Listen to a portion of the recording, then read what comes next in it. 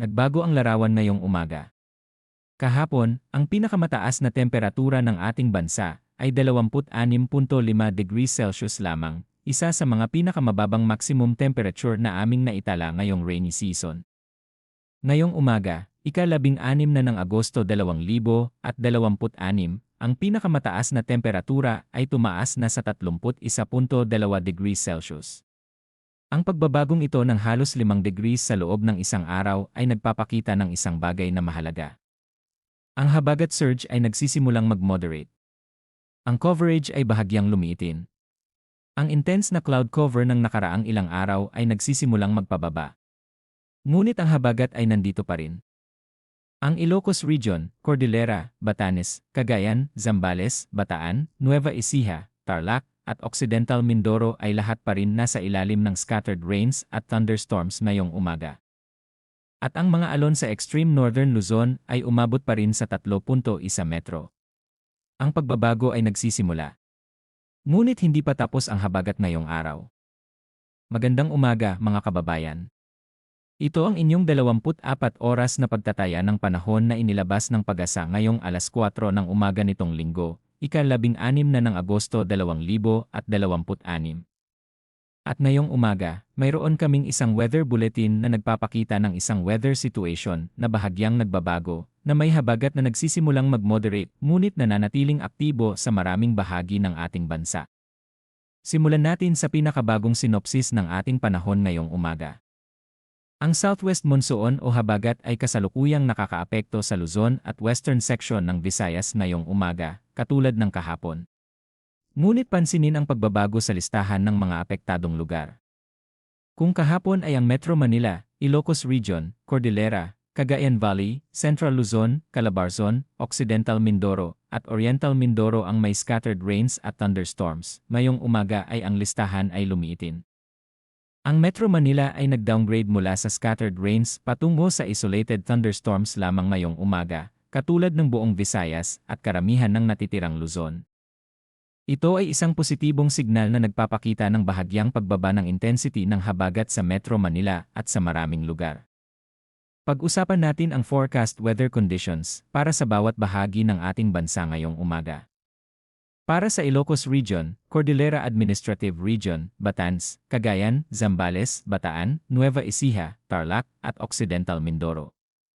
Ang mga lugar na ito ay inaasahang makakaranas ng maulap na kalangitan na may nakakalat na ulan at mga kulog-kidlat dahil sa southwest monsoon. Ang posibilidad ng flash floods at landslides ay nananatiling banta dahil sa katamtaman hanggang minsan ay malakas na ulan. Para sa lahat ng mga residente ng Ilocos Region, ang scattered rains at thunderstorms mula sa habagat ay nagdadala ng patuloy na banta ng flash floods at landslides ngayong araw. Ang maraming araw ng tuloy-tuloy na ulan sa inyong rehiyon ay nagdudulot ng saturated na lupa sa maraming lugar, nagdadala ng mas mataas na risk ng flash floods at landslides kahit sa mas magaan na ulan. Manatiling napakamapagmatsyag sa buong araw.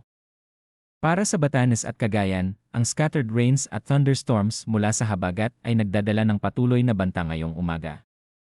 Para sa lahat ng mga residente ng Batanes, lalo na ang mga komunidad sa mga coastal areas kung saan ang mga alon ay umabot sa 3.1 metro ngayong umaga, ang mensahe ay espesyal na mahalaga.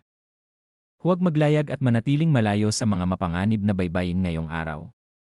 Para sa Cordillera Administrative Region, ang scattered rains mula sa habagat ay nagdadala ng patuloy na risk ng landslides sa mga bundok na lugar. Matapos ang maraming araw ng tuloy-tuloy na ulan mula sa extended na habagat surge, ang lupa sa maraming lugar sa Benguet, Mountain Province, Ifugao, Kalinga, Apayao, at Abra ay lubos na saturated na. Ang kahit katamtamang ulan ngayong araw ay maaaring mag-trigger ng mga landslides sa mga lugar na ito. Para sa lahat ng mga komunidad sa mga bundok na lugar ng Cordillera, manatiling napakamapagmatsyag at handa na lumipat sa mas ligtas na lugar kung kinakailangan.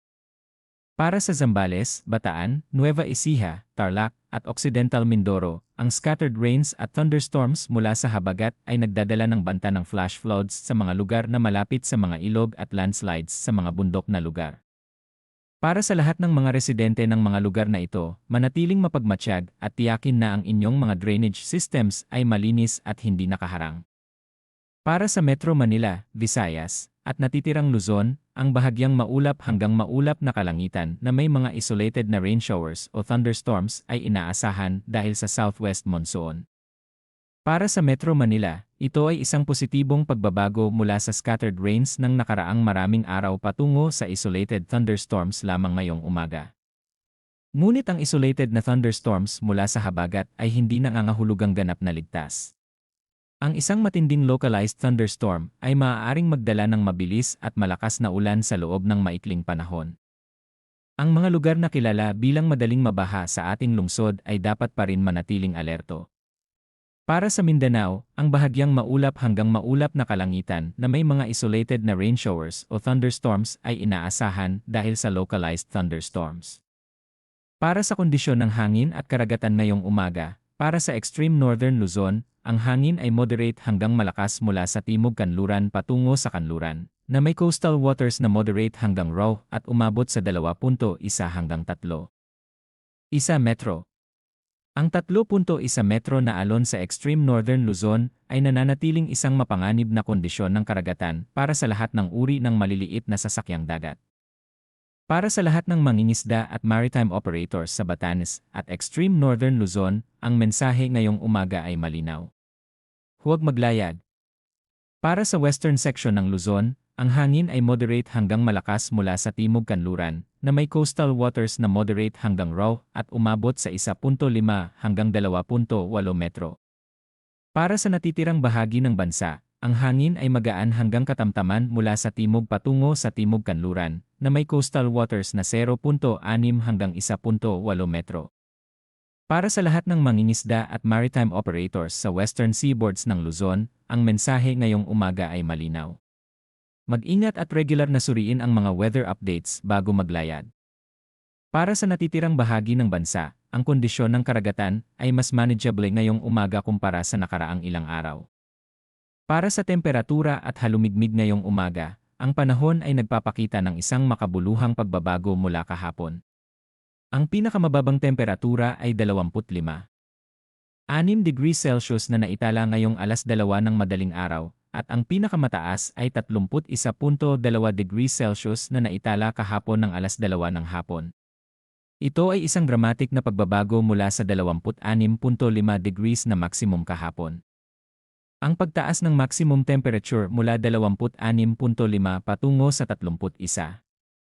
2 degrees, isang pagtaas ng halos 5 degrees sa loob ng isang araw, ay isang malinaw na senyals na ang intense na cloud cover ng nakaraang maraming araw ng habagat surge ay nagsisimulang magbukod-bukod at nagpapahintulot sa mas maraming init ng araw na makarating sa ating lupain.